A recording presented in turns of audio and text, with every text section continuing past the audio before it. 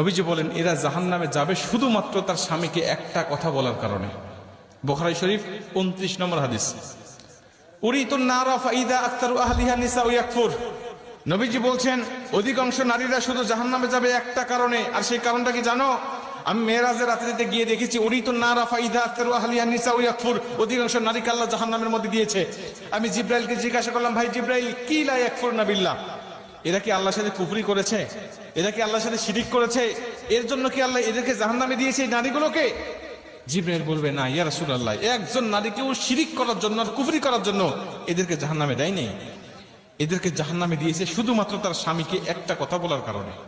কয়টা কথা? এই কথাটা যখন বলবো বলবেন, হুজুর আমার স্ত্রী তো আমাকে দৈনিকই কয়, আমার স্ত্রী আমাকে প্রতিদিনই এই কথা কয়। এই কথাটা মেয়েদের মুখের কমন ডায়লগ, তারা জানেই না। অথচ বুখারী শরীফের 29 নম্বর হাদিসে এই হাদিসটা বর্ণনা করা হয়েছে। যেমন তেমন হাদিস না, সহিহ সনদে বর্ণনা হয়েছে। জিব্রাইল বলছেন, ইয়া রাসূলুল্লাহ ওয়া ইয়াকফুরনাল আশিরা, এরা হলো স্বামীর অবাধ্য স্ত্রী ছিল আর মাঝে মাঝে স্বামীকে একটা কথা বলতো। কি বলতো ইয়া রাসূলুল্লাহ? জিব্রাইল বলছে, ইয়া রাসূলুল্লাহ ইয়া হাবিবাল্লাহ, এদের স্বামীগুলো ভালো ছিল।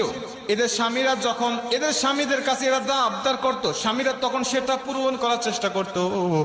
যখন ভালো খাবার চাইতো স্বামীরা খাবার দিত, যখন ভালো পোশাক চাইতো তখন ভালো পোশাক দিত, যখন কোনো জায়গায় ঘুরতে যেতে চাইতো তখন ঘোরার জন্য বেড়ানোর জন্য নিয়ে যাইতো নবীজি। কিন্তু তারপরেও যদি কোনো সময় এই স্বামীরা স্ত্রীকে সন্তুষ্ট করতে না পারবে, এই স্বামীরা যদি কোনো সময় স্ত্রীকে সন্তুষ্ট করতে না পারে, ঠিক সেই সময় এই স্ত্রীরা একটা কথা বলে উঠতো, ক্বালাত মা রাআইতু মিনকা খায়রুন কত্তু। এই কথাটা তারা বলে উঠতো।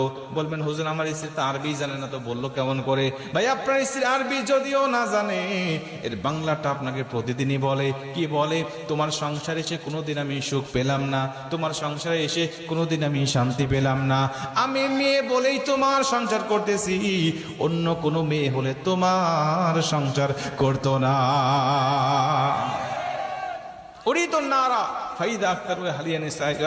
নবীজি বলছেন, ওই নারী, জিব্রাইল বলছেন, নারী বলতো, ক্বালাত মা রাআইতু মিনকা খায়রুন কত্তু, আমি তোমার সংসারে এসে কোনোদিন সুখ পাই নাই, আমি তোমার সংসারে কোনোদিন শান্তি পাই নাই, আমি তোমার সংসারে এসে কোনোদিন উত্তম কিছু পাই নাই। আমি মেয়ে বলে তোমার সংসার করতেছি, অন্য কোনো মেয়ে হলে তোমার সংসারই করতো না। বলে বলে সাথীর মা বোনরা বলে না, এরা ভালো আছে।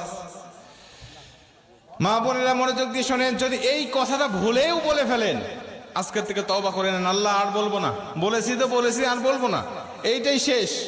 আমার স্বামী, একটা স্বামী স্ত্রীর জন্য কতটা অবদান রাখে। নবীজি বলছে, যদি আল্লাহর পরে কাউকে সেজদা দেওয়া জায়েজ হতো, আমি বলে দিতাম প্রতিটা নারীকে তার